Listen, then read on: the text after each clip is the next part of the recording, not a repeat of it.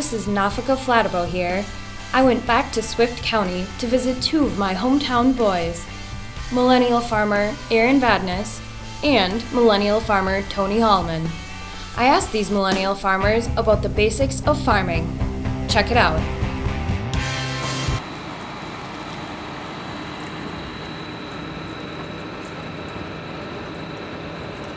Ground temperature. Yeah, that's a big one. It's got to be warm enough where it's warm enough for the seed itself to start germinating in the soil.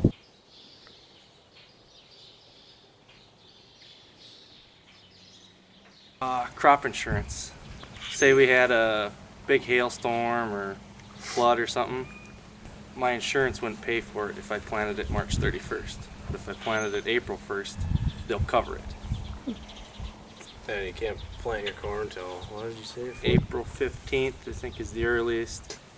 It goes by which highway you're at. If you're south of Highway 212, you can plant April 13th. If you're south down near Pipestone, you can plant by April 5th.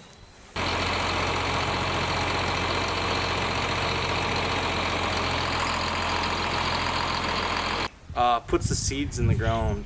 The way it does it, it's actually just like a household vacuum, and it pulls the seed through all the tubes and it drops down. The seed actually has a plate in there with the shape of a corn seed exactly on it, and it sticks to it, and then when it gets to a certain spot, the vacuum breaks and it's not there, and it drops the seed down, and it gives you a more accurate seed count.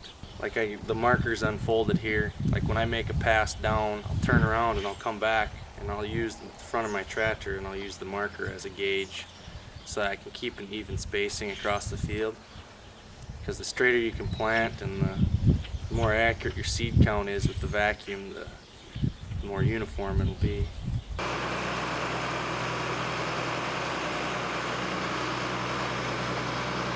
The GPS or the vacuum, they had finger planters which basically picked the seed up and would flip it around, but a lot of times it'd fall off the finger, so then you'd have a lot of skips and you'd have a lot more wasted acres. And we can figure out what part of the field, terrible yield and great yield.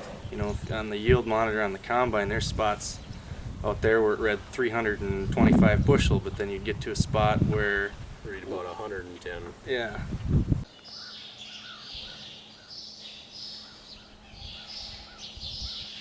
Another advancement from Grandpa to us would be, fertilizer and chemical. Yeah. My grandpa started farming. Fertilizer was cow turds. Some people spray it, put a pre-emerge herbicide down. You can actually, with the new planters, you can bump up the seed count and from the cab on the go just by a push of a button. If you got a good chunk of dirt out there, say it's like a valley of a hill or it's good heavy black dirt, you can put more seeds down there where it's going to grow better. I don't even know if Grandpa would know what the heck I was even talking about right now if he was listening. A lot of places will do strip till with fertilizer right next to where you're going to plant, because when you just spread it out there, you got the whole 30 inches. Well, the roots aren't going to be able to reach 15 inches either way. It'll give you a little more time, so your window for spraying when the crop is up is a little bit bigger. So if you can kill some of the really tough to kill weeds in corn before the seed actually comes up, you have a better chance of when the corn's taller, the corn will kind of overshade it, and then it's easier to kill the weeds.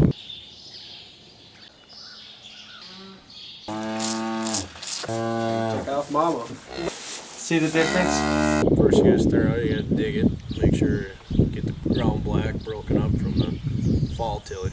Fertilizer if you didn't put it down the fall before. Then you bring the old planter out, drop her in the ground. Basically you start spraying a lot of chemical that people know as Roundup. Corn's a grass, so the hardest weed to kill in corn is a grass. After you're done spraying, it's the long wait. Then about September, end of September, go out there with the combine and you start harvest. Either you're done or the weather tells you that you're done. Then in the winter, a lot of it's hauling grain, and you basically start it all over again. I hope you learned a thing or two about farming from millennials Aaron and Tony. If you're looking for more ways to connect with me online, Nafaka, look up my blog, nafaka.wordpress.com. Find me on Twitter @Nafaka, or find me on Facebook as Nafaka Flatabow.